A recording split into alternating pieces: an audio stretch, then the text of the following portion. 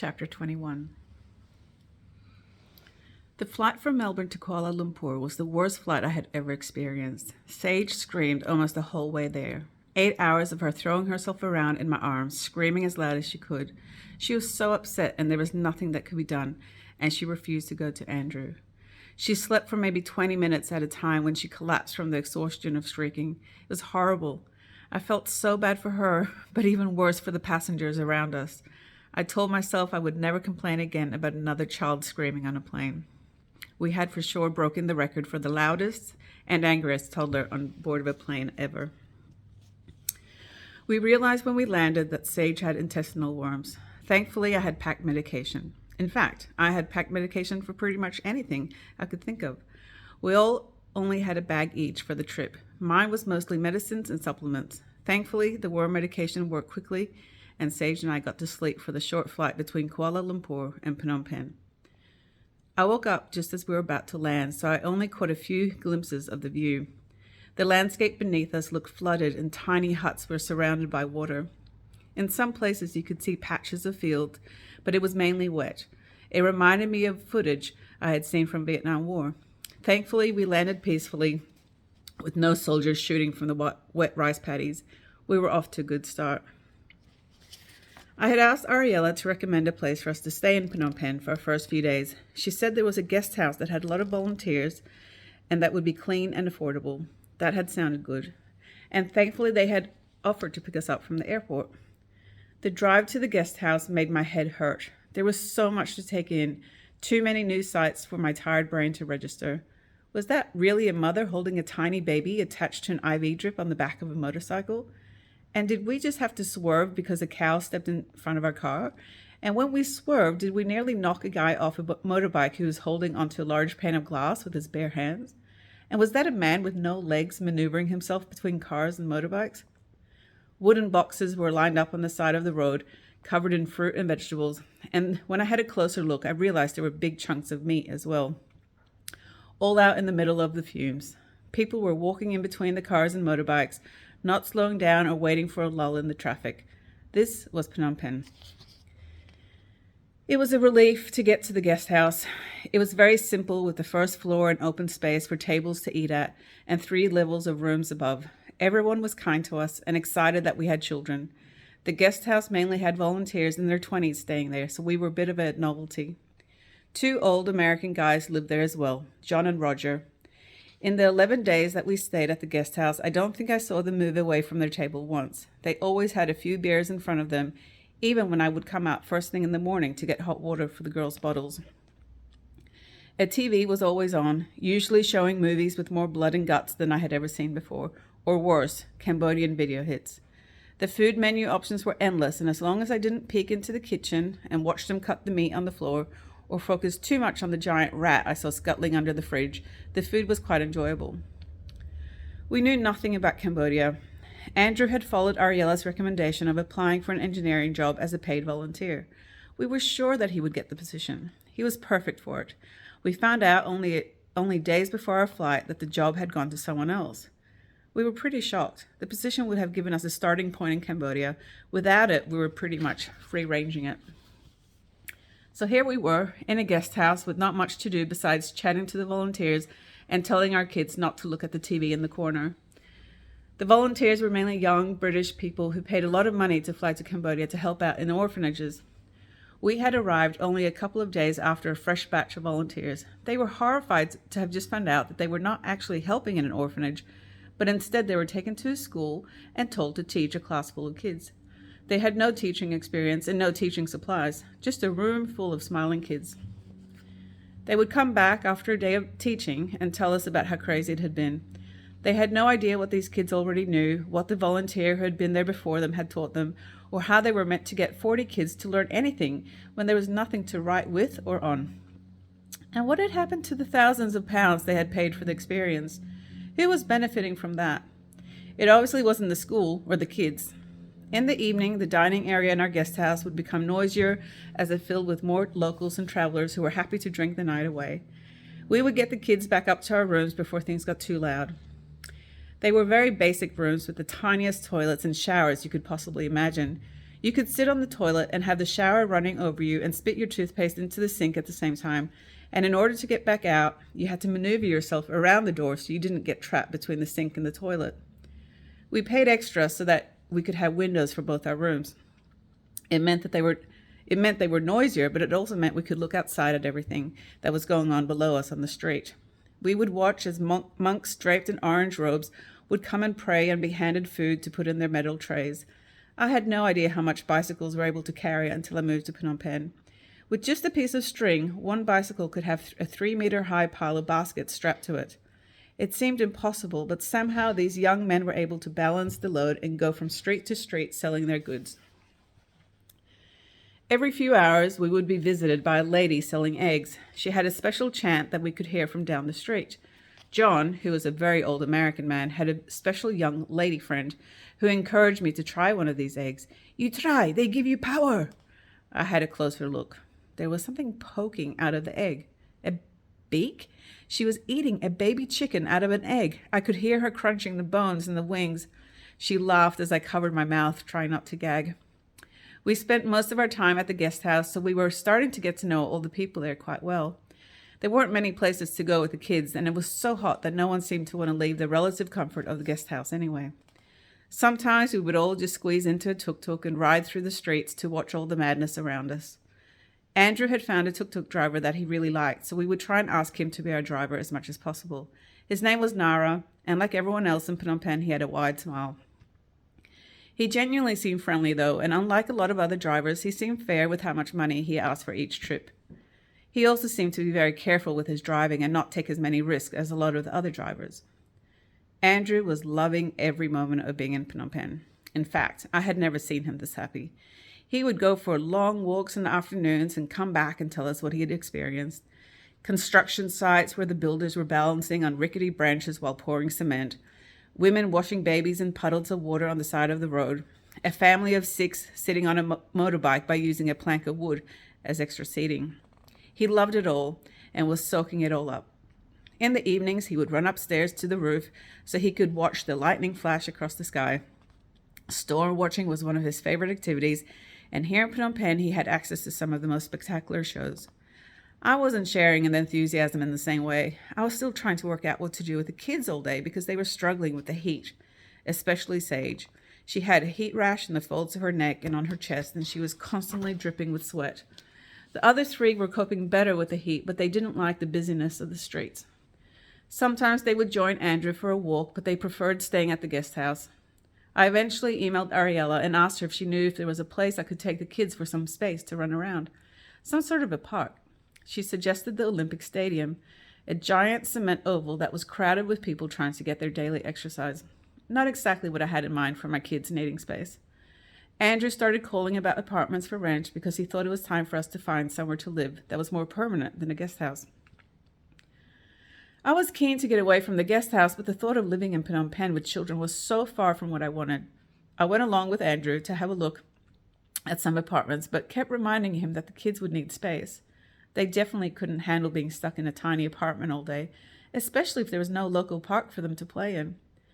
Andrew was also looking for work and contacting places that might be interested in having an engineer work for them. He was also a teacher, so he looked into that option as well. Thankfully, we had a bit of money saved, but we would need more if we wanted to stay for longer than a few months. I decided I would try and see if there was something I could help out with as well. Maybe my counseling degree could be useful. I started asking around on Facebook, and someone recommended I get in touch with a guy called James Pond, who had an organization for girls that were rescued from being trafficked. I spoke with him on the phone about the possibility of helping out. The next day, when I was at a market, I could hear a man that sounded just like James Pond. I waited for an opportunity to introduce myself, but he vanished into the crowd. The woman he'd been talking to was still there, so I tapped her on the shoulder and I asked her if the man she had been talking to was James Pond. She laughed and said no, but she actually knew James. She introduced herself and said that her and her husband were missionaries in Cambodia and were just about to move to a small town to start a church. She asked if I was part of a church as well, and I explained that we weren't. She wanted to know who we were with. I explained to her that we were just a family who'd come to Cambodia to live. She looked surprised. I could tell that she was trying to make sense of what I was saying, but it wasn't exactly adding up. It was the first time I realized that we were a bit of an anomaly. I had been trying to convince Andrew that we needed to see more of Cambodia before we started to rent an apartment. Ariella had mentioned the south coast, a little town called Kep, with a tropical island not far from it. Let's go there, I told Andrew. Anything to distract him from his real estate hunting. Thankfully, he agreed, and the next day we got into a taxi for the drive south. Once we were on the open road, I regretted not insisting on seatbelts. We were flying down the highway with the driver honking the whole way to warn other cars that we were approaching at full speed. Sage was on my lap in the front seat, and I held her as tightly as I could without her squealing. Asher and Tikva were yelling out at all the crazy things they were seeing. The lopsided trucks, the cars so packed with passengers that the driver was sharing a seat with at least 2 others, and babies being held out of windows to urinate while trucks sped by. I was incredibly grateful when we finally arrived at our destination. I promised myself that I would make sure we never traveled without seatbelts again. The coastal town of Kep was minuscule. The center of the town was actually just a row of huts selling freshly caught seafood. There were some houses inland, but the actual town itself, if you could call it a town, was nothing more than 10 shops.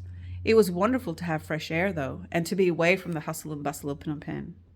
After a couple of days staying at an unfriendly French guest house, we decided to take Ariella's advice and go to the island she had mentioned. Rabbit Island was only half an hour boat trip away, but once I saw the boats, I started having second thoughts. They looked ridiculously flimsy, and the life jackets were missing buckles. The island itself was very simple, and it was nice to see that it hadn't become too touristy. Well, there were tourists, but there was no fancy buildings, only basic huts and no electricity. The kids loved playing in the water and digging in the sand. There were hammocks stretched between coconut trees, and it really felt as if we were on a tropical island.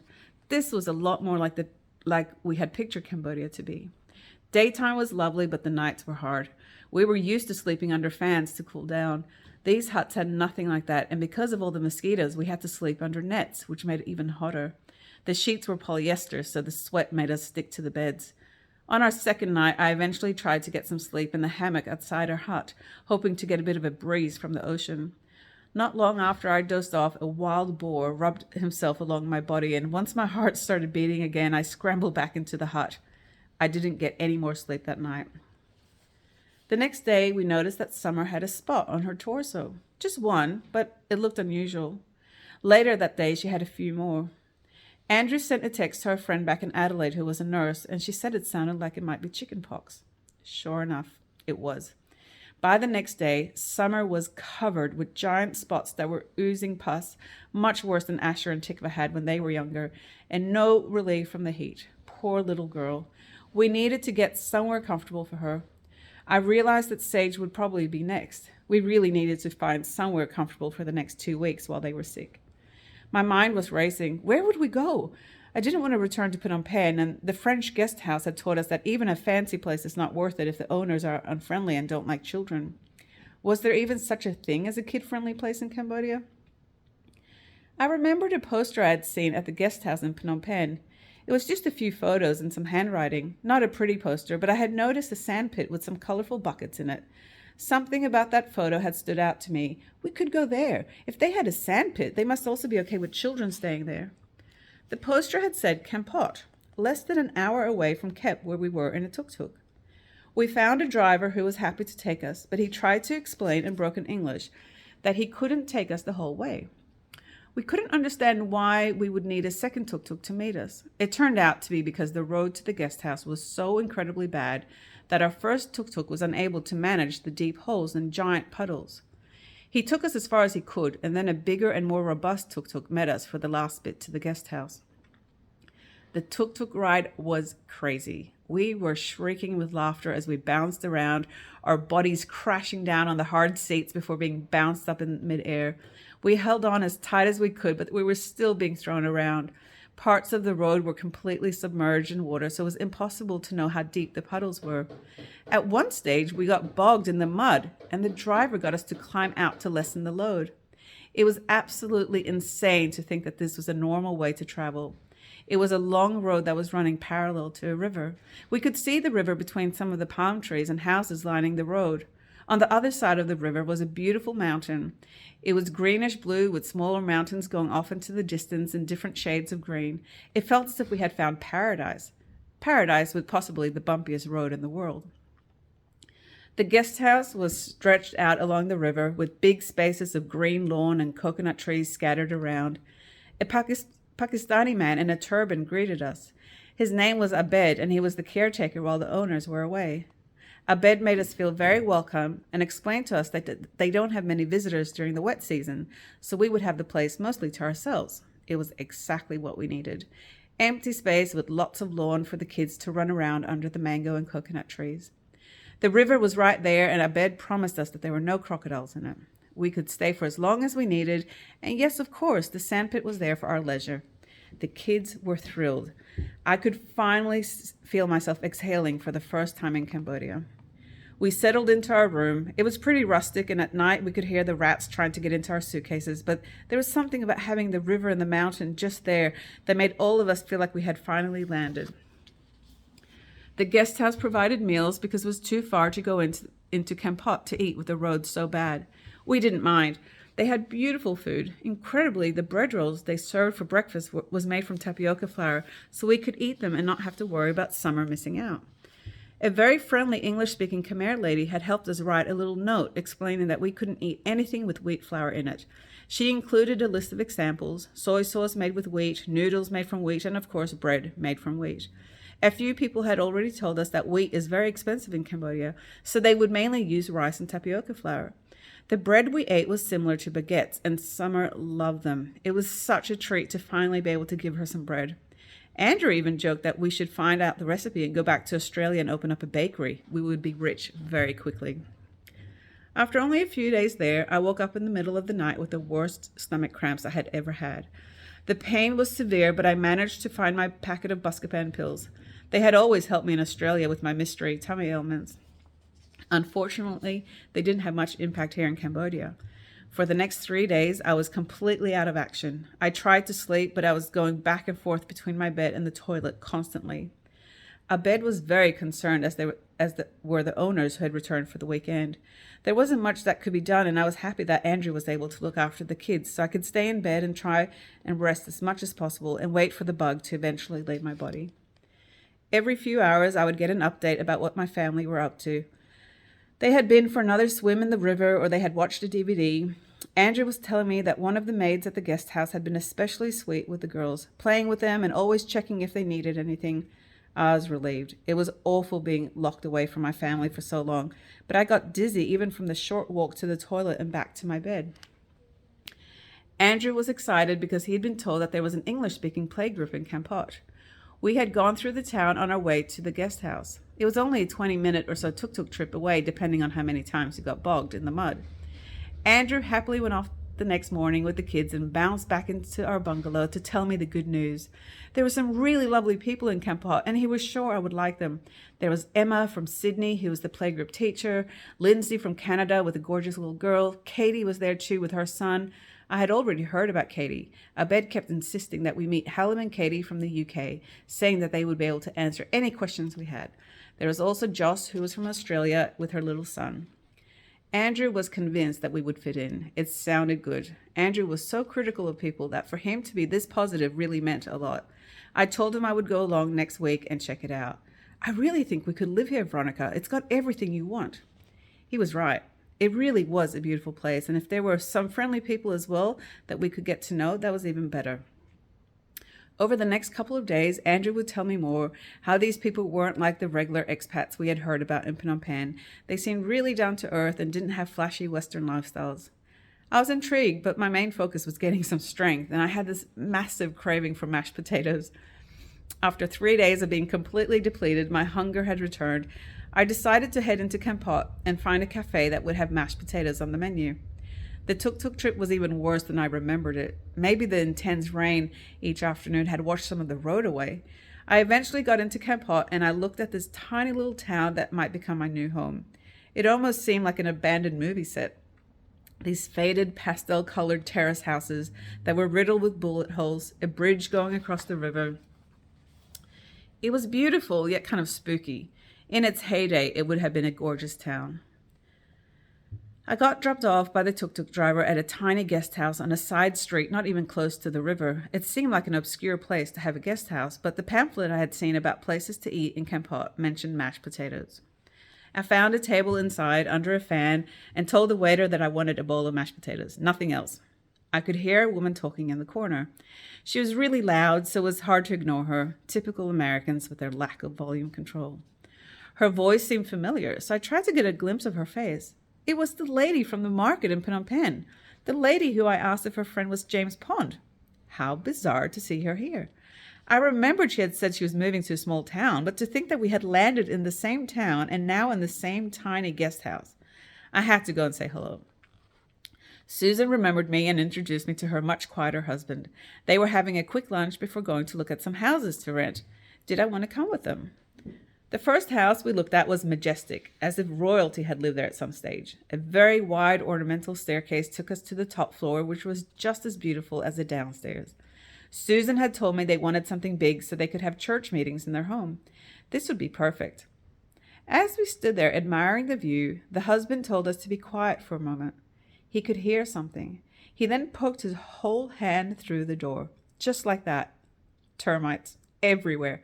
I had never seen anything like it. The owner who was showing us around just shrugged his shoulders and told us it was no problem. For Susan, it was a problem. They had one more house to look at, and it was close to the guest house I was staying at. They could drive me back in their four-wheel drive after we looked at the house. That sounded great. I was starting to worry that body parts were falling out of me on these tuk-tuk trips. I had almost instinctively looked down on the floor of the tuk-tuk to check if my uterus was lying between my feet after my last trip. A car ride seemed very appealing with my sore tummy still recuperating. The house we went to look at was literally around the corner from the guest house, less than a 10-minute walk up the dirt road. It wasn't exactly on the river, but the rice paddy behind the house was flooded, so it looked like the river with the mountain in the distance, and it was striking. The house was huge. I was sure Susan would like it. Once we got inside, I could tell that she was disappointed, though. The outside of the house was fancy, but on the inside it was very simple. The man who was showing us the house explained that it had 6 bedrooms, no toilet, and no chicken. No chicken? It has no chicken, but they can put a chicken in. Susan laughed and explained that Cambodians always confused chicken and kitchen. The house had no kitchen. Right. They were also happy to put in a toilet. It seemed like a good deal to me. Obviously, the owner was willing to cater for these Western luxuries. Nothing had to be decided right away, but I could see that Susan still wasn't very happy about the house. They were both fluent in Khmer and were chatting away to the landlady.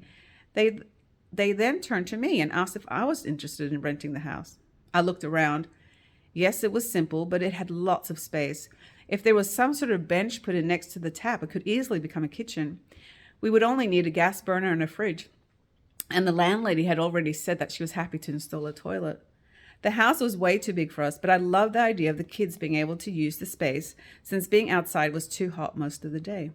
Besides the medications and the supplements in my bag, I had squeezed in our exercise ball. Our kids would play with it for hours. It was the next best thing to the trampoline, which sadly I didn't fit in my bag. With all this space, the kids could easily play around on the exercise ball. Come to think of it, we already had friends who were saying they were wanting to come and visit us from Australia. We could have the spare room set up for them to sleep in. This could work. I got back to the guest house and told Andrew that I thought I might have found a place for us to rent. It was perfect having Susan and her husband there to help with the translating. Andrew was happy to look around at the house, but as soon as we left, he let me know what he really thought. Did I have no shame? This wasn't a house. This was a palace. There was no way he and his family were going to be the rich white asses living in a palace among poor Cambodians. Was I really suggesting we live in such lavish mansion? Here we went again. Both of us looking at the same thing, but having such different interpretations of it. Yes, the house was big, and yes, that was kind of weird, but it wasn't the biggest house on the bumpy road along the river. The one next door and the one opposite were much bigger. I tried to explain to him about the space for the kids, the exercise bowl, the fact that our friends were coming to visit. Andrew was horrified. He had found a bungalow on the other side of the river, and he wanted us to live there. So I went with him to have a look. It was built on stilts in case the river flooded. It was actually quite nice, a wooden bungalow, but built by a Westerner and very tasteful. In fact, it was actually much fancier than the house I had suggested, just that it was tiny, a one-bedroom wooden bungalow. I asked Andrew where we would sleep. Oh, we could get custom-made bunk beds that would fit into the bedroom for the 4 kids. I tried to imagine the tiny room with 2 bunk beds squeezed in it. We wouldn't even be able to fit a fan in there to get some airflow. And where would we sleep? We would sleep in the living area, of course. We could pull out mattresses each night that could be used as a couch during the day. I looked around. That would mean that we had no space for the tiny dining table in there. And where would our friends sleep? Andrew stopped for a moment. They can sleep on mattresses on the floor, and we can sleep in hammocks on the balcony. Right. Me sleep in a hammock. That would work wonders for my sore back. It was amazing how Andrew could be such a solution. It was amazing how Andrew could be such a solution-focused man when he wanted to be. This bungalow was designed for a maximum of 2 people. 2 people who spent most of their day at work, not a family with 4 kids who were pleading not to go outside because of the heat. We returned to our guest house. Thankfully, nothing needed to be decided now. I didn't want to fight about where we were going to live. In fact, I didn't even think I could live in Cambodia at all. It was all too intense. The poverty we'd seen in Phnom Penh was still haunting me. Young mothers pleading for money with babies in their arms, men with missing limbs grabbing onto me and asking for food. It was so full on.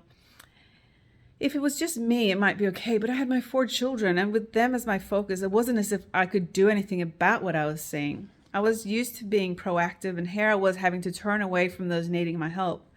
I had been told not to give money to beggars and that it only makes the situation worse. Apparently, it was better to give to organizations that could help these people properly. That seemed fair enough. Until I was getting back into a tuk-tuk with my 4 kids all eating ice cream, and a young woman who couldn't have been much older than 16 was asking me for money for her obviously sick baby. What was I supposed to do with that? I really didn't think I could last in Cambodia much longer. It was now early September. What was the longest I could last? Another month? Oh, that was so embarrassing. Coming back to Australia after only 2 months. Then again, I had kind of done it once before with Paul. We had made this dramatic exit from Adelaide, given away all our stuff and moved to Jerusalem, only to return 5 months later. It wasn't such a big deal. Shit happens. Maybe I could last longer than a month. Maybe I could make it until Christmas. That was less than 4 months away. I decided that I would just go along with the bungalow idea. Andrew's suggestion was so crazy, and I knew it wasn't right, and that we needed more space. We wouldn't last very long in that tiny shoebox. We could be back in Australia sooner than I had hoped if we went along with Andrew's living arrangements. The next day, I told him to let the owner know we would move in. I hadn't met any of the playgroup people in Kampot yet, but it was enough for me that Andrew liked them. I could get along with pretty much anyone. I was happy to move into the bungalow. Andrew was looking at me weirdly. Yes, tell the owner we want it. Andrew stopped. This wasn't what he had expected from me. What about the kids needing space? Nope, we can move into the bungalow. It's fine. Andrew understood. Us living in a bungalow would mean a very short stay in Cambodia. We wouldn't last long. All of a sudden, Andrew wanted the palace I had first suggested. I was right. We did have friends coming to stay, and that would need a room. The kids will spend hours indoors with the monsoon rains bucketing down around us. Andrew was rattling off my list as if it was his own. He wanted the White Ass Palace to be ours. Something had clicked, and it was full steam ahead. No more resistance from my husband about my suggestion. We told Abed the good news. We would be neighbors. We were moving into the yellow house up the road. Andrew then introduced me to Rosa, the maid that had befriended him and the kids. Rosa. Where had I heard that name before? It took me a few moments to remember. Of course. Paul had befriended a prostitute in Malaysia and brought her back to Adelaide with him while in the Navy. She had lasted 3 months. His parents still rolled their eyes years later when her name came up. Here it was again, the same name. I asked her if it was a common name here in Cambodia. Oh no, it's not Cambodian name. I have a Cambodian name. Rosa is the name for Barang people. That made sense. She wanted a name that sounded more familiar to Westerners. It's easier to connect to someone who has a familiar sounding name. I might have done the same if I was in her situation. She was beautiful, tiny but beautiful, long straight black hair and a pretty face. She didn't look like a lot of the Cambodian girls I had seen. Her features seemed more defined and she was darker. She explained that she was the oldest daughter and she had to stop going to school when she was very young to earn money for her family. Her eyes were sad, but she made up for it with a wide smile. She was incredibly sweet, and Andrew was right. She was very kind to our kids. We were heading back to Phnom Penh to buy some of the things we needed for our new home. We had left some of our belongings up there, and Abed told us that it would be much cheaper to buy the fridge and the gas burner and the capital and bring it back down. We also ended up buying thin mattresses, bedding from the markets, and some cane furniture. One afternoon, as I walked through the guest house back in Phnom Penh, John looked up from his beer and asked, "Did you say you were moving to Kampot?" He still made me think of John Wayne every time he opened his mouth. I started to say that it was a village outside of Kampot when John nodded up to the TV screen above his head. The news was showing that Kampot was flooded, totally flooded. The monsoon rains had been too much for the river. The town was completely submerged. Only the tops of the palm trees and part of the bridge were poking out of the brown water. When we arrived back in Kampot a few days later, Abed told us all about it. He explained how the cows from the guest house got washed away, some being trapped in the mango tree branches, and how they didn't know how high the water would rise, but it eventually stopped just before the second story of the house, where they were all getting shelter.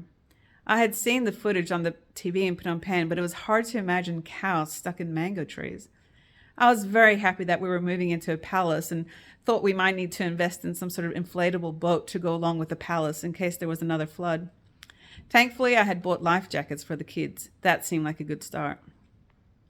Before we left for our shopping spree in Phnom Penh, Andrew had told me that Rosa had asked me if she could start working for us.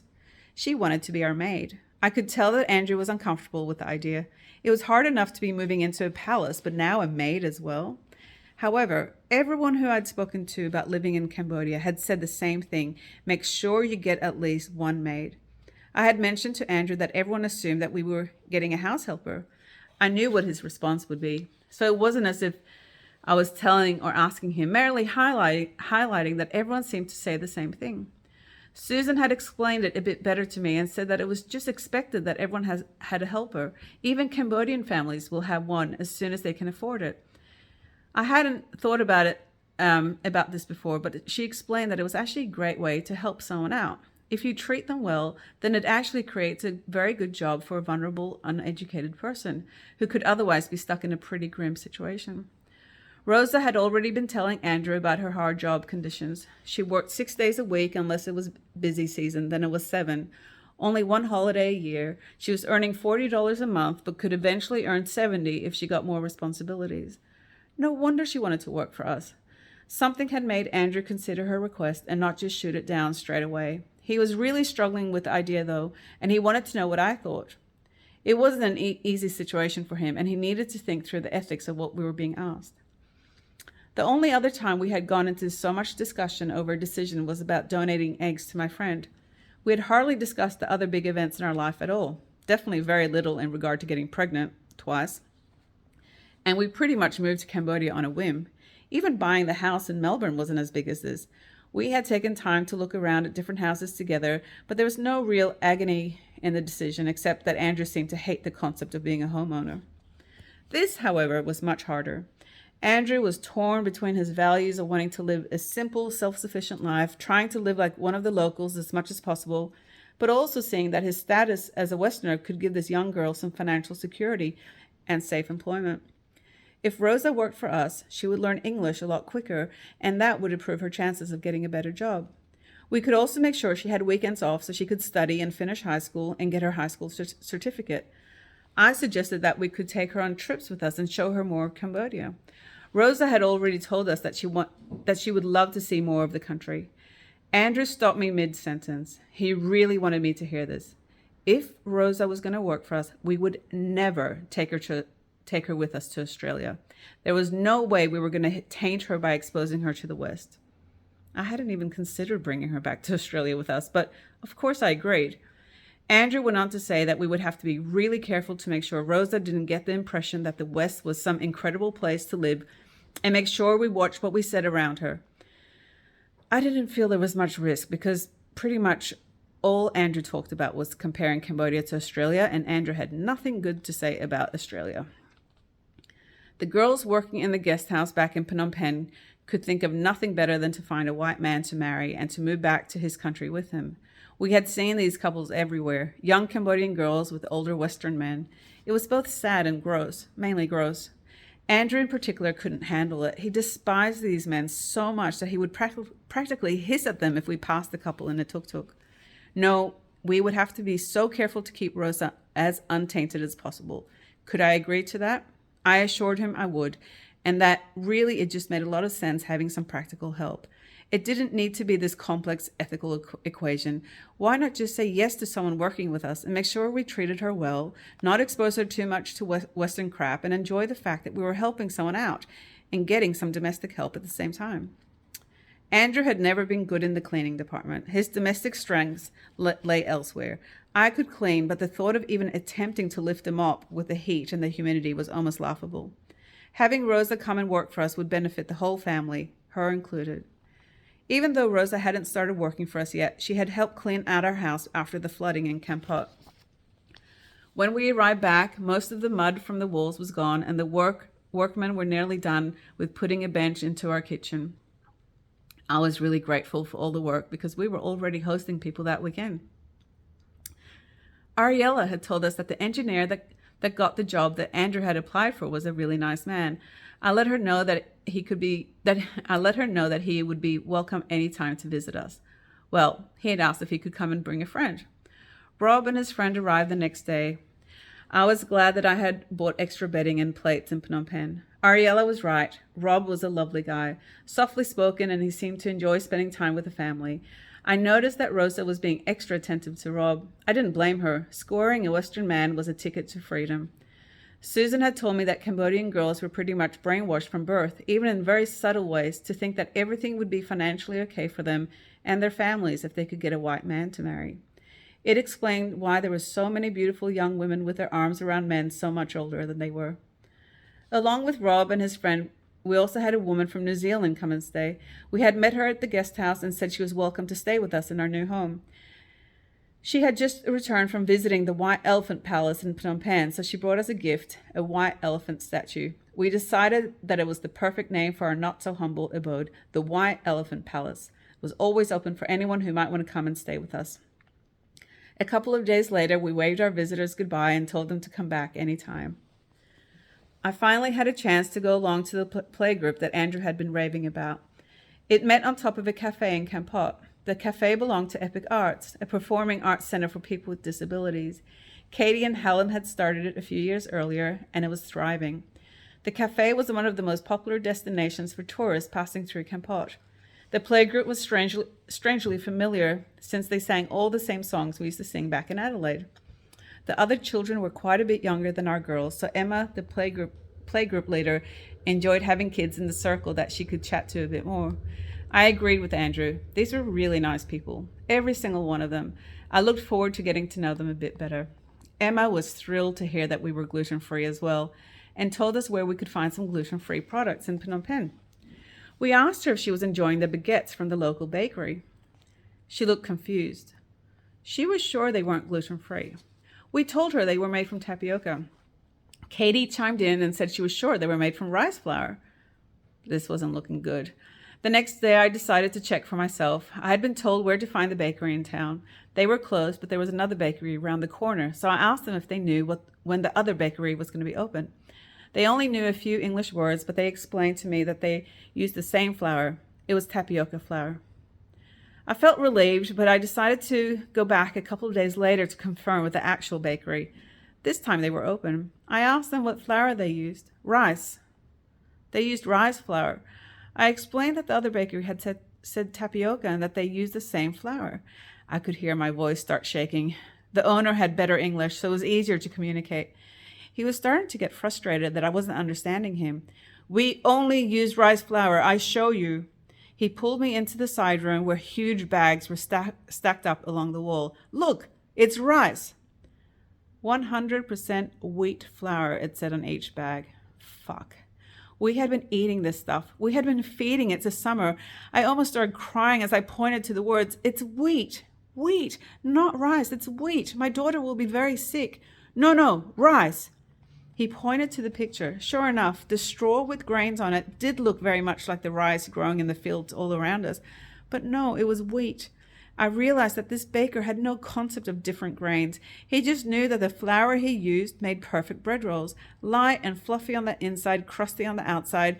The picture looked like rice. He probably couldn't even read English. I threw out the little paper in my wallet that explained we couldn't eat wheat. What was the point of showing that to people who had no concept of what wheat actually was? It was so frustrating, but there was nothing that could be done. We would just have to be more careful and assume that everything was made from wheat. We mostly ate food from the local market anyway. Andrew would go in early and get what we needed for a day or two. It reeked in there. The ground was so wet from the rains that most of the time it was a very tricky balancing act, trying to stay dry by walking along planks of wood and the odd piece of cardboard. There were lots of misses when a foot or two would disappear into the mud, fish guts and animal waste and rotten fruit. Andrew loved it though, and would come back and tell us about his adventures. Sometimes I would join him and we would buy a bowl of pork and noodle soup for breakfast. It was a small window being together without the kids. They hated coming to the market. Asher and Tikva hated it because of the smell, and the girls hated it because they kept getting pinched by admiring locals. The pinching was hard enough to leave marks on their arms and cheeks. Our friends Caleb and Kaya were coming to stay, and we were all very excited to see them. We didn't get a chance to see them that often in Adelaide, so it was such a treat to have them come and visit. As I hugged Kaya, I noticed the shirt she was wearing. It was exactly what I had been looking for to buy. I needed something light that would cover my arms. T-shirts were too hot. This blouse was perfect. I was hoping she had bought it on her way through Phnom Penh, but no, it was from an Indian store in London. It was perfect though, and I watched her wear it the next couple of days and decided I would try and get it copied by a seamstress in the market. I hadn't been able to find any good quality fabrics in Cambodia, but both Joss and Katie had told me there was a place in town that sold hand-woven cotton fabric. It seemed too good to be true. After a couple of attempts, I finally found the place. It turned out to be a vocational training center in the middle of Kampot, similar to what the orphanage I went to in Sri Lanka was trying to set up. A way for young women to train in a skill and to hopefully gain some safe employment. I walked into a giant shed and looked around. There were about 15 enormous looms. A young woman was sitting in front of each one, carefully weaving meters of fabric. The woman in charge spoke no English, but I managed to walk out of there with some fabric. It had been tucked into glass cabinets, rolls and rolls of it. They had a few samples of things they made from their fabric, but most things were hidden away. As I walked out of there, I had an idea. Getting a couple of shirts done for myself was easy enough, but what if I was to buy some more fabric and get maybe 40 shirts or so made up? I loved the idea of showing these young women that I appreciated all their effort. I felt silly just walking away with a couple of meters with so much hand-woven fabric being neglected.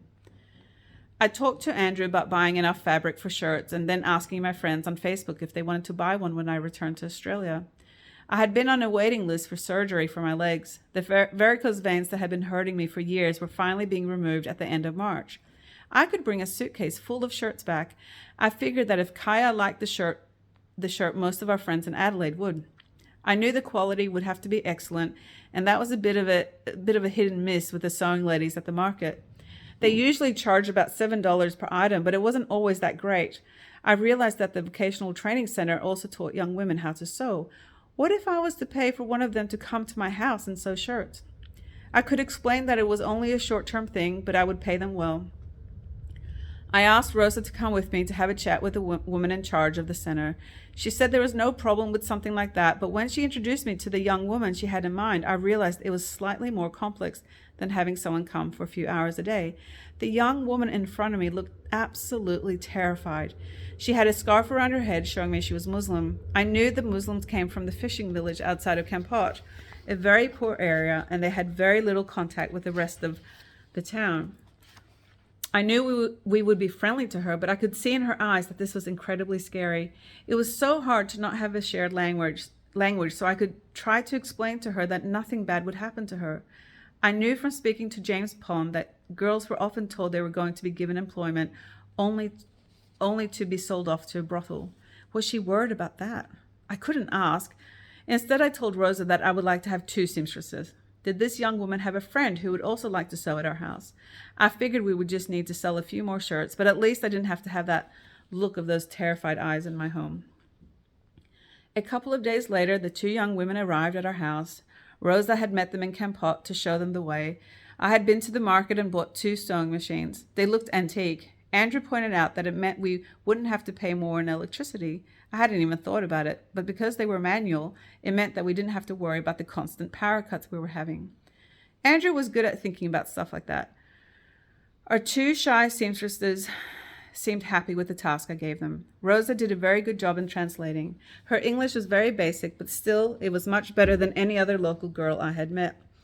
And most importantly, she was very keen to learn, so anything that she didn't understand, she would check with me, and we had plenty of funny moments with me using body language as a way to describe a concept or a word. By the end of the week, I was asked by the now not-so-shy sewing ladies if they could bring 2 friends to join us. I was thrilled to see that we were obviously making them feel comfortable and that they liked working here. Another 2 ladies, though? It was hard to say no. I wasn't sure how many more friends I could get to buy a shirt in Adelaide. I tried to think if there was anything else I could have made that my friends would buy. I knew the ladies had been taught how to sew these cute little hats for babies and toddlers. Lots of our friends now had babies. The hand-woven fabric would be too rough to use for the hats. I knew parents would be put off by the texture of the fabric before it got washed a few times. I had an idea, though. Just a couple of days earlier, I had been to a different part of the market. It was even more run down than the main area. There were women squatting in front of big piles of fabric. I had a quick look and saw that some of the prints were actually quite nice. Most of the pieces of fabric were torn and some had stains on them. I decided to ride my bike back for another look. After digging through the piles, I managed to find quite a few pieces of fabric that were actually great. These vintage patterns my friends would go nuts over, and I loved the idea of being able to rescue discarded fabric and generate some money for the women at the market.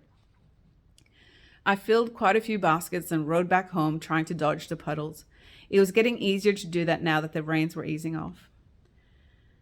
After the fabric was washed and dried, I had to admit that they would look great as little hats. Come to think of it, I wanted some of those fabrics for myself. What if I made some shopping bags?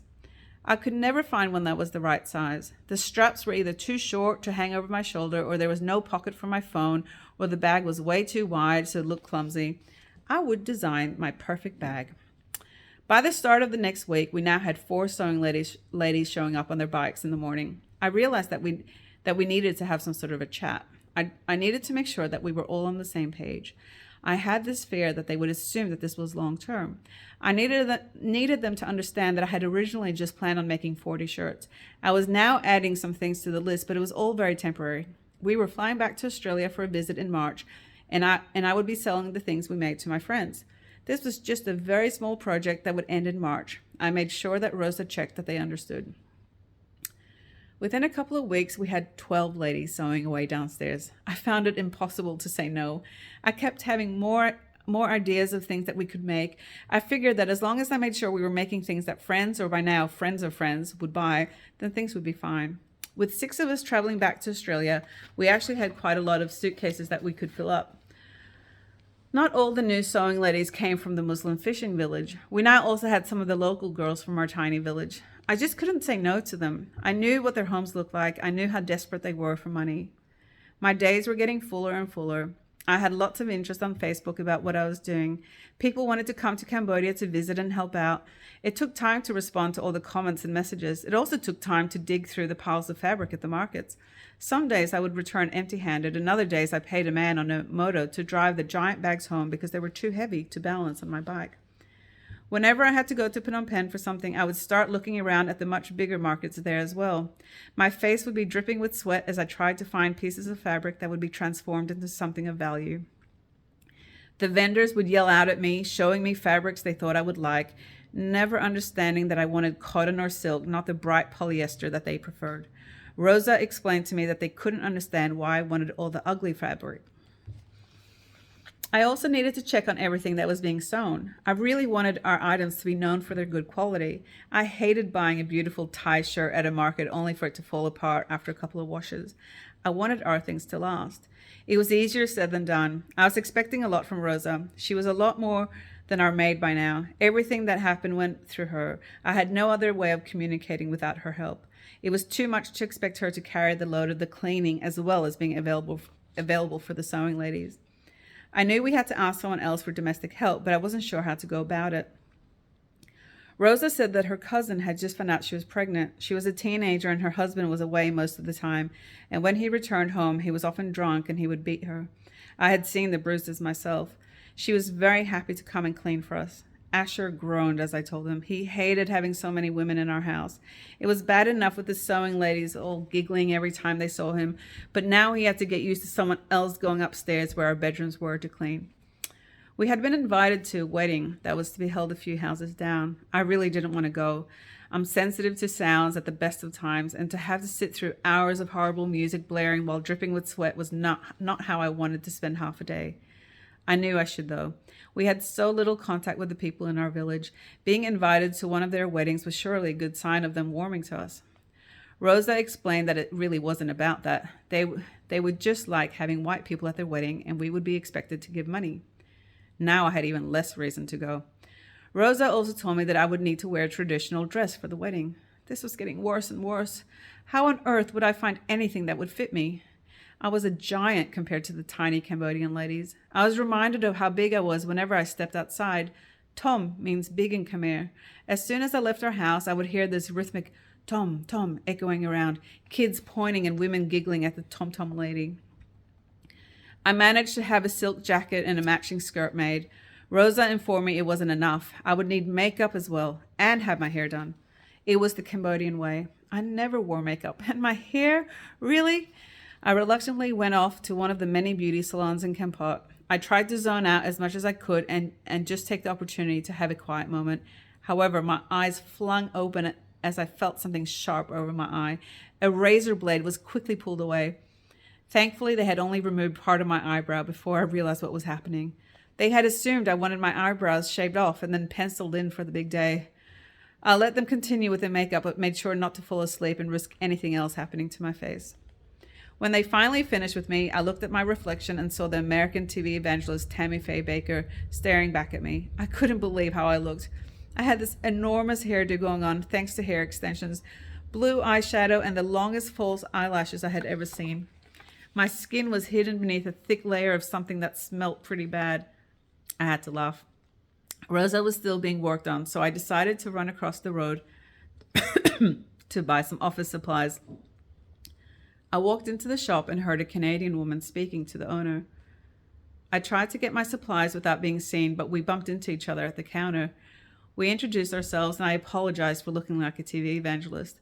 Sarah told me that she thought it suited me. I liked her immediately. She explained that she worked at a tiny little school outside of Kampot, where they helped kids learn English so they could hopefully break out of the poverty cycle. I had heard about the school before and told Sarah I would love to come and check it out. She was there every day, so she would be easy to find. The wedding lasted all night. It wasn't that bad, and another family was there with English-speaking kids. I was really excited at the thought of Asher and Tikva making some friends. In our few months in Cambodia, they hadn't met anyone their age who they could talk to. We kept being asked to pose for photos at the wedding, which was fine until we got asked to stand in front of a pig's head displayed on a fruit platter. The stench from the rotting and now actually melting head was so bad that the girls and me started to gag. We said our goodbyes and made a quick exit. I had been consistently sending updates about our life in rural Cambodia to friends and family using email and Facebook. They were just snippets about things we were observing and experiencing. It was great sharing about our life on Uterus Road, as I started calling it, checking each time I got off the tuk-tuk that my uterus was still intact. Andrew decided that he wanted to write an update for our friends and family as well. I didn't get a chance to read it until after it got sent out. I had expected him to write something about how much he enjoyed the freedom we had. He just loved living in a place that didn't seem to have any rules. In Australia, he was often stopped by the police for looking suspicious, especially when he would drive around in his old Kingswood station wagon. He was such an easy target. Andrew was practically on a high living in Cambodia. I figured he would write about that, or maybe about the people getting kicked off their land in the name of progress. We were hearing more and more stories of families being forced to leave their homes so a road could be widened or the existing train line improved.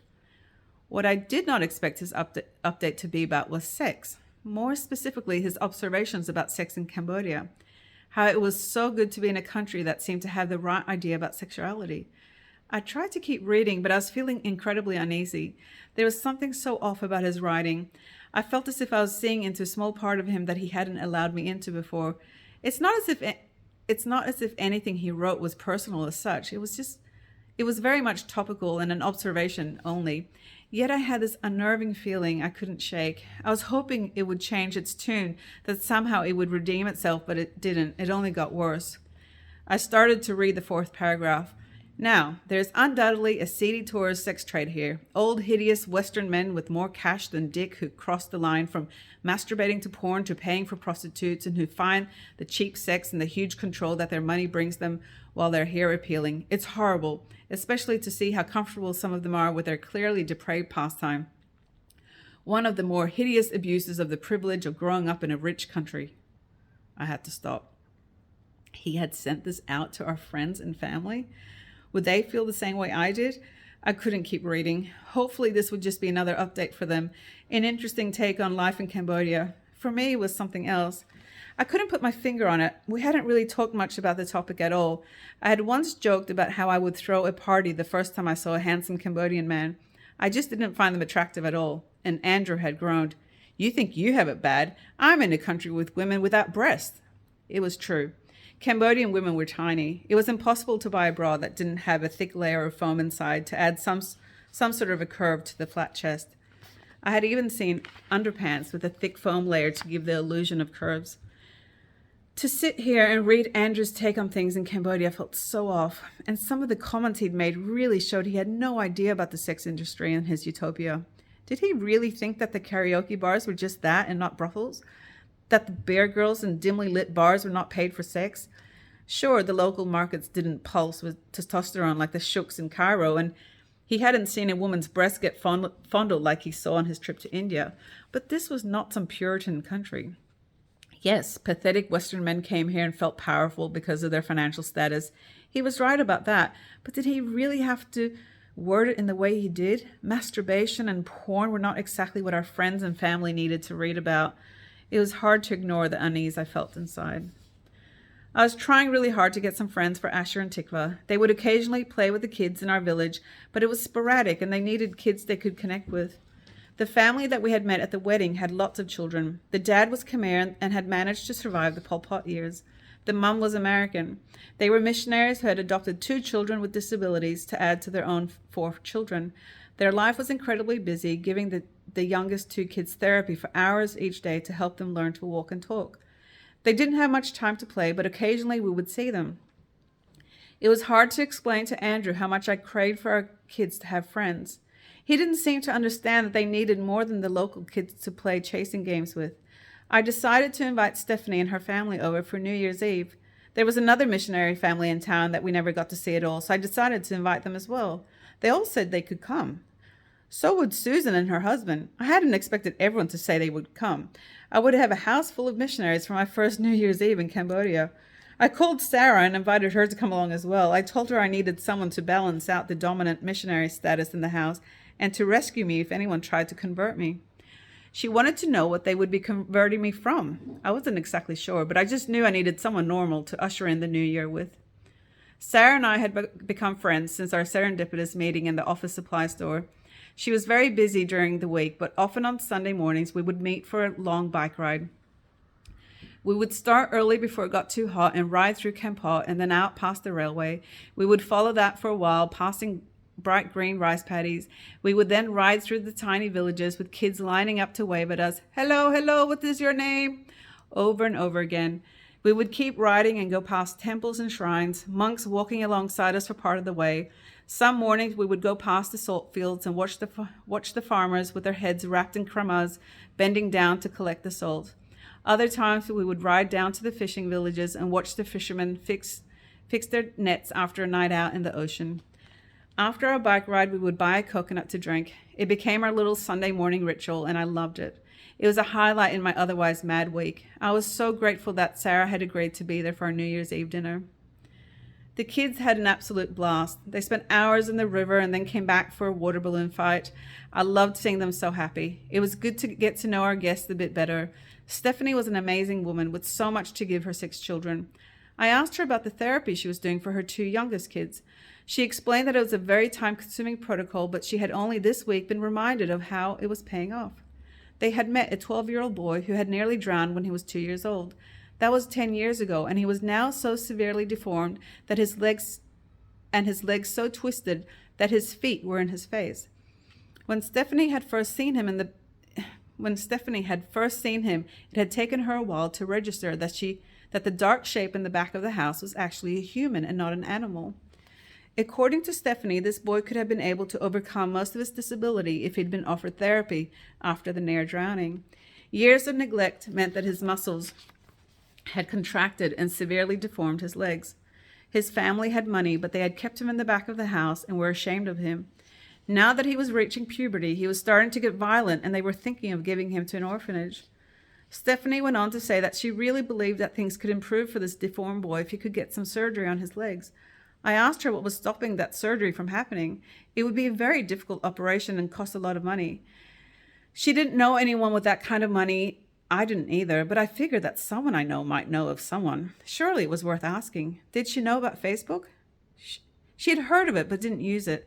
I looked over at Sarah. I could tell she was thinking. I could tell she knew what I was thinking.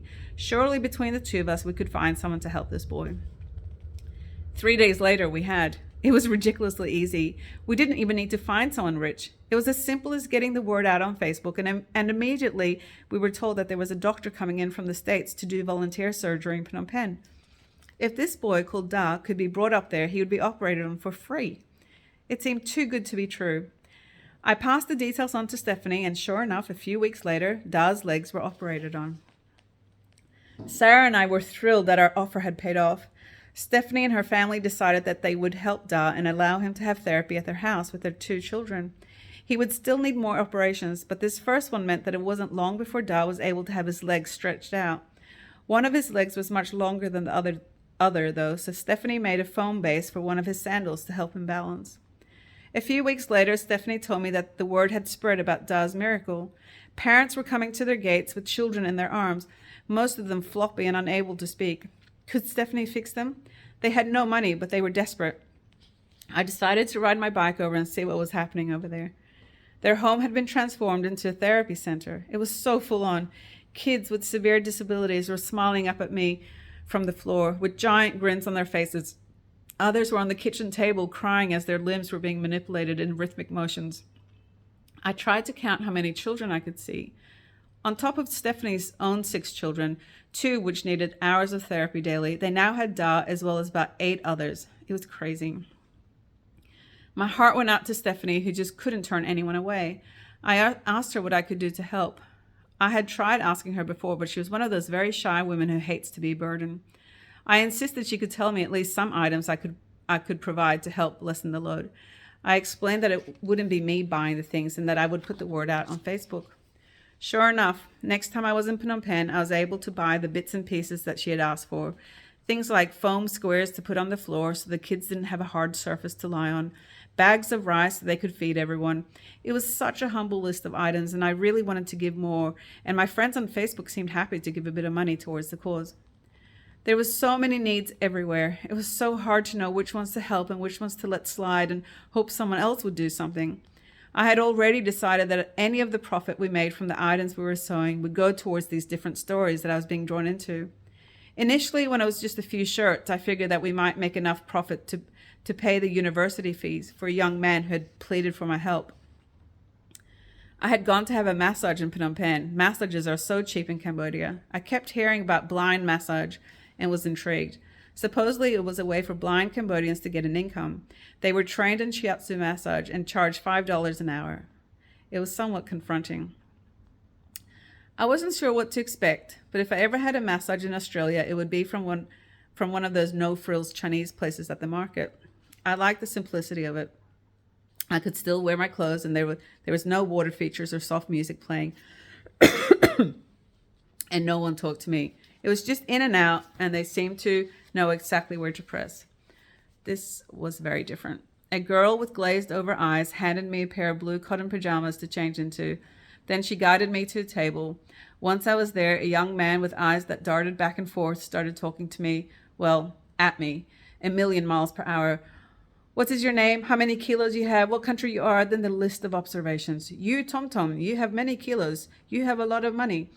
Then he started telling me about himself. I had tried to switch off because I really couldn't handle someone poking me and telling me how Tom Tom I was. His story was hard to ignore, though. He grew up in a village outside of Siem Reap. When he was 17 years old, he got measles. Within days, he was blind. His family didn't want him to live with them anymore, and he got sent to Phnom Penh. Here he was taught how to massage people, and he would be paid $30 a month for his work. He hated it. All he wanted to do was go to university. That was all he ever wanted. I asked him what he wanted to study. He didn't care. English, business, anything. His words were flying out of him. It was possibly the worst massage I had ever had. He clearly didn't want to be a masseuse. There was something about him that connected me with him. He was so incredibly annoying, but at the same time I could hear how desperate he was. I'd like to think that if my son became blind at 17 and was forced to become a masseuse, he'd pester his clients until they gave in and paid for university. I liked his drive. It was annoying as hell, and I really just wanted to get away from his hands that were hurting my body, but I knew I had to help him. I asked him for his phone number and told him I would try to help. After a few phone calls, I learned that it only cost $300 a year for the university fees. Obviously, he would need help with books and other supplies. This was doable. I called him and asked him if he had anyone he could live with while he studied, and he said yes. On my next visit to Phnom Penh, I met with my annoying new friend and went with him to the university to pay the fees. It wasn't a lot of money, but with all our other expenses, it was adding up, and our bank savings were very quickly depleting. That's why I thought the money from the shirts would be able to cover his next year's fees, as well as some money to live off each month. Now, with more items being sewn, I realized there was a way to help with some of the other needs I was coming across. My days were full of running the sewing project. I was often at the markets finding fabric or at home trying out new ideas that could work. I was always on the lookout for inspiration, so much so that when Rob the engineer came back for a visit and brought his friend Sally with him, I wouldn't let her leave before getting her to take off her dress so one of the sewing ladies could make a pattern from it. Sally was more than happy to oblige. She was volunteering in Cambodia and loved the idea of contributing to the cause. In the midst of everything that was needed for my own little sweatshop, as I had started to call it, only because I was constantly dripping with sweat as I would look through our products and check for mistakes, I still had to be a mom. The older kids were struggling with not having friends, Asher especially. Tikva was able to stay busy with her own sewing. She was so good at it, and if she ever had any issues, she would just tap one of the sewing ladies and point to the problem, and they would quickly help. We ended up buying a sewing machine for her as well. Tikva was also helping out in the noodle shack that was a minute down the road. She would get up as the sun rose and run over to help her neighbor with serving the soup. It impressed me because most of the village would come through this tiny little hut every morning, and I knew she hated the attention. Helping with serving the soup meant that she was starting to learn Khmer, though, and each day her vocabulary seemed to be growing. When I would go over there myself, I loved seeing my blonde-haired, blue-eyed daughter ladling hot broth over noodles and placing the slices of liver and solidified blood into the bowl. She was so confident, and I could hear her starting to make a few comments in Khmer. She didn't seem to mind the skinny dog sneaking in and looking for scraps of meat, or the hens between her feet. I was really proud of her. I knew it was harder for Asher, though, and he was starting to make more and more comments about needing friends. Mom, I pretty much read, draw, play with the cats, and look in the fridge. That's my whole day. I knew he was right. Every Phnom Penh trip to the doctor, and we had many thanks to endless tummy bugs, I would go to the second-hand bookstore and try and find more novels for him. His drawings were amazing, but there was only so many hours a day he could do that. I needed to spend time with him as well as Tikva. The girls seemed happy to occupy themselves, and Andrew put a lot of his energies into them. It was great to be able to share the cooking duties with Andrew. Most nights we either had pork or seafood. My Jewish ancestors would not have approved. There just wasn't much else to eat. The beef was ridiculously dry. Cambodians used their cattle for the manure and their organ meats, not their flesh. The cows in Cambodia looked nothing like their fat cousins in the Western world. They were skinny and their hip bones poked out, much more like an Indian cow, but not exactly the same. The seafood was great, but it was hard to find a way to cook it so that the kids would like it. After dinner, I would go upstairs and spend a lot of time on the computer. We still had lots of blackouts, but I still managed to spend a lot of time online. Andrew hated it, but he also knew that I needed to do it in order to stay in touch with everyone back home about the upcoming sale. I really needed friends to be on board, and the only way to ensure that was happening was by staying in touch online and giving regular updates on the growing pile of creations. Andrew would sometimes take the kids out to Kempot in the evening for a smoothie from one of the street vendors. I would stay home and listen as the village dogs turned demonic as the moon rose. These skinny dogs that would sleep most of the day or just wander around looking for something to eat would transform at dusk. They would begin howling and then join in the chorus with the rest of the dogs, and you could hear them from so far away. It was an awful sound, and I had always had to warn our visitors about it because it really felt as if something was amiss when it happened. Like these dogs knew something bad was going to happen and had to howl to each other as warning. I very quickly learned that I had to ride my bike home before it got dark because the dogs were ferocious after the sunset. My fear of dogs had only increased since coming to Cambodia, but I kept being told that the dogs were harmless during the day. Supposedly, they just sounded scary, but if you threw a rock at them, they would quickly run off. Throw a rock at them? It seemed crazy, but I very quickly became used to having rocks in my bicycle basket for my many rides into Kempot. At night, the rocks were useless, and I would make sure I was in a tuk-tuk if I ever had to go out. And even then, dogs would often try to bite the poor driver. There wasn't much to do at night as a family anyway, so it was simpler to stay home. I tried to find time to be alone with Andrew, but it was easier said than done. On one of our grocery trips to the market, I noticed that my throat was just a little bit sore. Nothing major, but enough that I suggested we have some hot soup, and hopefully that would help something. I suggested we have some hot soup, and hopefully that would help anything that might be brewing. I didn't really think much of it for the rest of my busy day. The next morning, I woke up and realized I was struggling to breathe. My throat felt completely blocked. It was only 4 a.m, but I woke Andrew up and whispered that I was finding it hard to breathe. A cup of tea didn't help much, but I tried to just lie in bed and hope that things would improve. But unfortunately, they didn't. It was starting to scare me. I really wasn't getting enough oxygen. I woke Andrew up again and I told him I needed to get some help. It was hard to breathe, so I was trying to not use a lot of words. Andrew decided to call our travel insurance company in Australia and ask them what they suggested. I tried to keep calm and focus on my breathing. The phone call took a long time, and I motioned to Andrew that I needed help. Surely the phone call could wait. We had a really good insurance company who would compensate all the cost after the event. They didn't need to be informed now. Andrew brought a fan over to blow air across my face. It didn't help. I needed oxygen, and I needed it now. The combination of trying to stay calm as well as not use my air for talking meant that I was saying very little, only motioning to Andrew that we had to go. When he finally got off the phone, I whispered that I needed oxygen now or I might pass out. My body was burning up and I was feeling lightheaded. Andrew said that he would call Rosa to stay with the kids and then take me into Kempot on our motorbike. On the moto? Was he crazy? I couldn't sit on the back of a moto like this. I whispered that he needed to ask our neighbor to drive us. He was the only one in our village with a car. Andrew didn't want to wake him up this early. It wasn't really that early anymore. Cambodians get up at the crack of dawn, and he was a farmer. He would be fine. And really, I wasn't breathing, so even if we did have to wake up someone to keep me alive, I would really appreciate the gesture. Our landlady was a nurse and lived next door, so she came over to help. She started pinching my arms and my face. I already had so much pain going through my feverish body, and now my landlady was pinching me. She helped Andrew guide me down the stairs. Her grip around my arm distracted me from the pain in my throat. Thankfully, I eventually managed to convince Andrew with my limited talking to ask the neighbor to drive us into Kempot. By the time I got into the medical clinic, I was finding it hard to walk and collapsed onto a bed they had for me. A nurse got an IV into my hand. My doctor back in Adelaide had warned me about going to a local clinic in case they had used unsterilized equipment. In that moment, I didn't care. Every step was closer to me getting oxygen. I had been asking for it as much as my breath would allow me to, but still no one had made sure I got some. I grabbed Andrew's hand and begged him to ask for me. He told me that the doctor had said I didn't need it. Didn't need it? My lungs were burning. Each breath hurt so much. I kept feeling like I was going to pass out.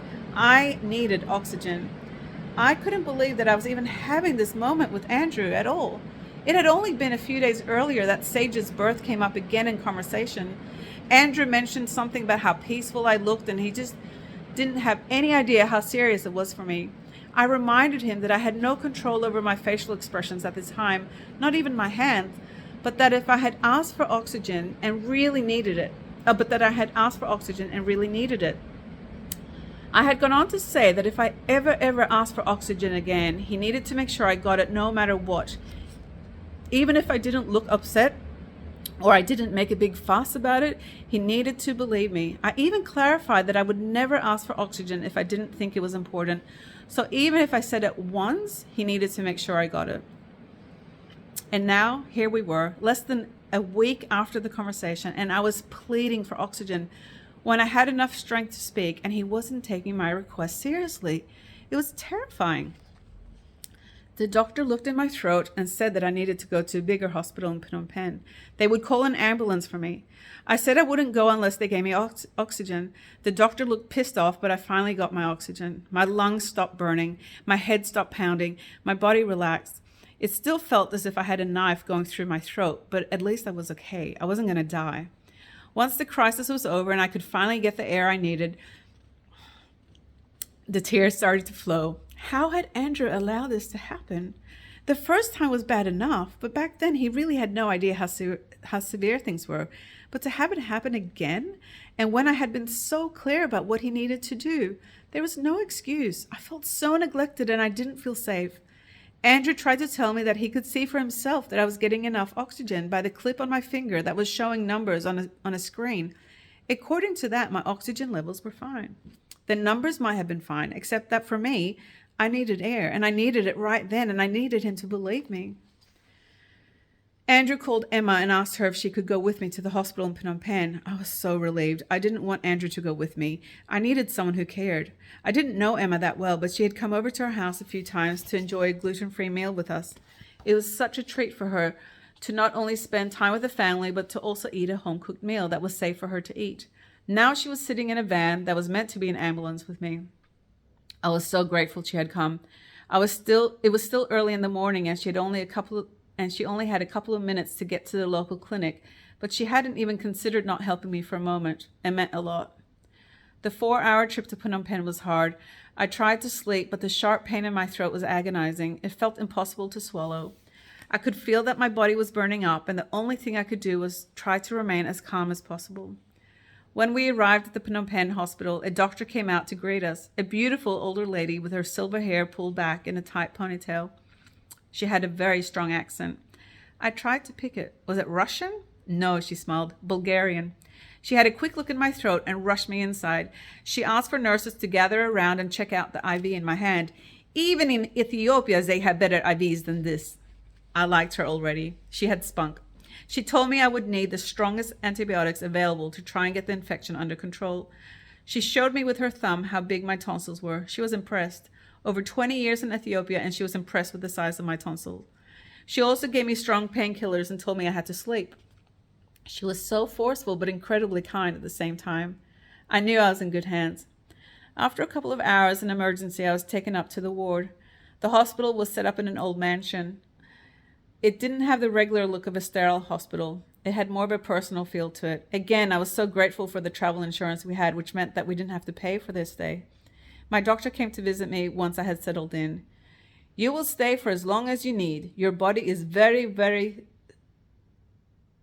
sick. How long did she mean? I needed to be back home as soon as possible. I told her I was thirsty, but I couldn't swallow. Forget the fridge. What was she saying? Forget the fridge. If you do not like to be sick, forget the fridge. She went on to explain that having cold drinks is one of the worst things we could do for our health. We were not designed for refrigeration. Our glands would get shocked each time we drank something cold. It was much better to drink a hot drink, even a lukewarm drink. In Cambodia, a hot drink? She almost sneered at me. What do you think they drink in the Sahara Desert? They drink tea, hot tea. She had a point. I knew the Bedouins in Israel drank tea. She told me my throat would thank me. Also, I needed to always have something on my feet. The cold tiles in our house were not good for my depleted system. And on top of that, I needed to keep my neck covered.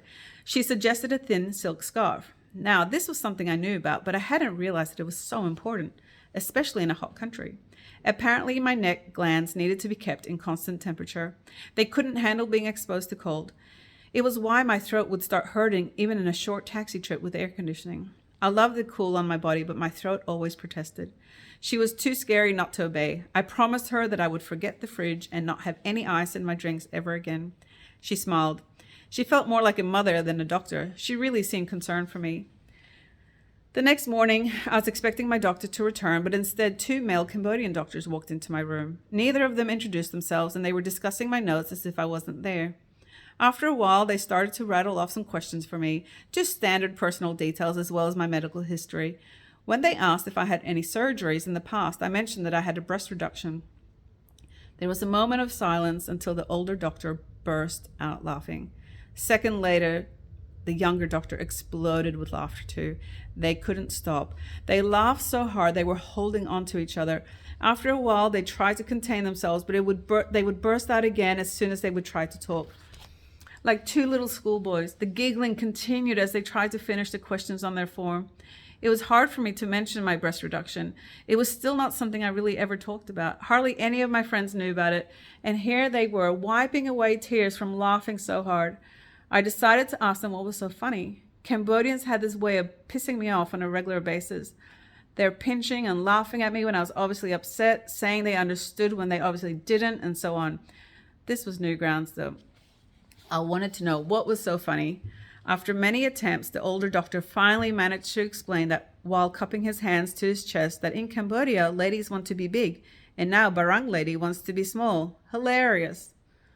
I had to spend a week in the hospital. Thankfully, Emma would come and sit with me. I wasn't able to eat, but she would bring me cups of tea. Just having her there was so reassuring. Sally, Rob's friend, who I had forced to dress off for my sewing ladies to copy, also came to visit.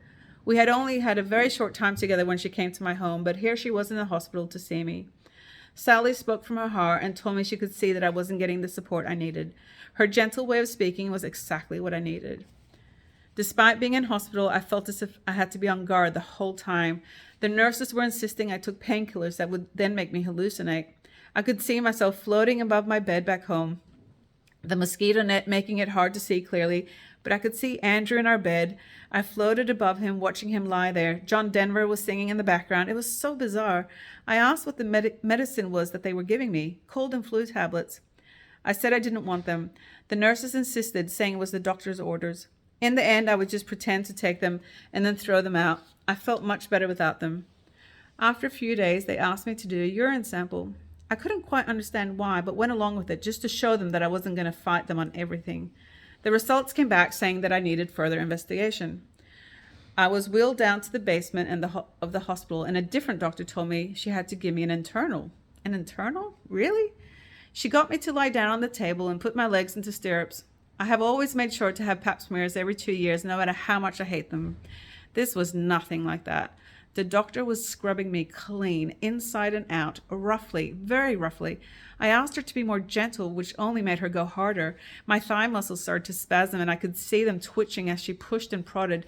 It hurt so much, and nothing I said would slow her down. She had hardly spoken a word to me, but now she was telling me to be patient. All I could do was try to stay calm and breathe and wait it out. I couldn't get my legs out of the stirrups, so there wasn't really much I could do. I was at her mercy. She was so aggressive that I started to wonder if she would pull my contraceptive device out. It had a little string attached to it hanging out of my cervix, and it felt as if she was now tugging around there. She eventually stopped, wiped me with some disinfectant, and told me to climb off the table. It took a long time for me to get my legs to move. The muscles had seized up. I couldn't believe what had just happened. I got back to my room and cried, more from the shock than from the pain. I told the nurses that night that my back was really sore and that I had throbbing pain in my pelvis. They told me not to worry and just offered me more painkillers. The next day, the pain had intensified, so I asked for my doctor to come. She was shocked to hear what had happened to me and sent me off for an ultrasound. I had to go to a different hospital for that. The ambulance driver smoked the whole way there. Sure enough, the internal ultrasound showed that the contraceptive device had been lodged into my uterus wall. No wonder I was in pain. An infection had started around it, and I would need more antibiotics and have it removed. Great. I go into hospital with a throat infection and come out with a uterus infection, only in Cambodia. I couldn't wait to go home. Once I got back to our village, I still needed to recuperate. My body felt incredibly weak. I knew I needed to eat, but all that I was craving was chicken broth and stewed apples. Nothing else. I would make up a massive batch every few days or ask Rosa to help me. The thought of any other food made me cringe. I would make my own yogurt, so after a few days I added that into my stewed apples. I ate the same thing for a few weeks. It was all I wanted. Thankfully, things had been fine at home without me. The ladies were still busy sewing and Andrew had everything else under control. It was pretty impressive. The heat exhausted me so much that everything seemed like a massive effort. Not for Andrew. He could manage in the humidity, no problem. The kids were happy to have me back though and didn't seem to mind that I needed to rest a lot. In the meantime, there were a lot of expenses. Even though things were cheap in Cambodia, it still added up. All the sewing machines, the fabric, the wages, the trips to Phnom Penh for more supplies. Andrew would give me updates on how things were looking in our bank account. Thankfully, he was just as committed as I was to the sewing project, and we would take turns reminding each other that once we sold the items, we would have more money to reimburse ourselves as well as use any profits to help others out. It felt good to be able to do something, nerve-wracking in many ways, but good. I was concerned though, would our handmade items sell? Surely a few shirts wouldn't be so hard to sell, but the items were starting to pile up. We had so many things now. Would people like the shopping bags as much as I did? What about the hats? Were they just cute to look at, or would people actually buy them? I had some nice comments on Facebook, but I couldn't say that I was getting an overwhelming feeling of support from our network back home in Adelaide. They were all into social justice stuff, so I figured they would spread the word in their own group of friends and the shirts would be snatched up. Maybe I was expecting a bit too much from my friends, having so many items that needed to be sold. I decided I needed to have some sort of event where we could have all the items displayed and try and get as many people to come as possible. Was there a way we could advertise to the broader community? Again, I needed Facebook to help me. A friend who just happened to have contacts in the Adelaide media sent me a list of email addresses from the industry. She told me that I had a good story and that I might as well try and get the media onto it. It was worth a shot. I emailed all of them, giving a bit of a blurb about our life in rural Cambodia and the sewing project we had going. Would they be interested in a story? Sure enough, the editor of the Adelaide Advertiser said he was intrigued and could I write something for him. After a few goes, because the power kept shutting off, I finally wrote my piece. Roy, the editor, was very happy with it and said he would like to advertise the sale of our items at the bottom of the article. Perfect! Now we just had to get everything ready for our trip to Australia and hope for the best. The kids asked if Rosa was coming with us. She had really become part of our family and like a sister to the kids. Even though she had the weekends off, she would often join us for a trip to Kep where we could swim in a pool for a few hours. She would also join us when we went to Phnom Penh or any other outing. It made sense for the kids to ask if she was coming with us to Australia. Andrew explained to them that we didn't want to expose her to life in Australia. We didn't want her to think that Australia was this amazing place to live and have her come back to her rural life and feel dissatisfied. And anyway, she struggled enough with our trips to Phnom Penh. She found the noise of the traffic very hard to deal with. The food tasted wrong. The people were not as friendly. It really was a bit of a culture shock just to spend a few days in the capital, let alone in Australia. We bought 6 giant suitcases. Most of them were filled with our products. Newly made, but only using fabric that was either hand-woven or recycled from the giant piles at the market. It felt good. I knew we had some great things to sell, and I was making sure that the prices were low, so there was no excuse for not buying them. I used to hate how expensive it was to buy ethically made products in Australia. It felt so good to be able to write out the price tag with a low number. A friend offered her garden to host our big sale, and then my friend Jo in Geelong said she would have a smaller one with her friends in her home as well. We would arrive in Melbourne and have a day there, then drive straight to Geelong for the first sale, and then drive all night to Adelaide to set up for the second sale. It was pretty crazy, but we needed to get it all done that weekend because my surgery was booked in for the Monday, and I had been told that it might take a little while to recover. After a very long dry spell, the heavens opened up for my sale in Geelong, and it really felt like the Cambodian monsoon had come to join us. We left Geelong at midnight, hoping that the weather would improve by the time we arrived in Adelaide 8 hours later. We had a quick early morning stop in a small country town on the way into Adelaide. We filled up with petrol and grabbed a copy of the paper. Sure enough, there it was. My article had been printed with a giant photo of us in front of the river with my beloved mountain for all of us to see. The kids were excited, and I could see that they were finally starting to understand that our little sewing project was maybe not as little after all.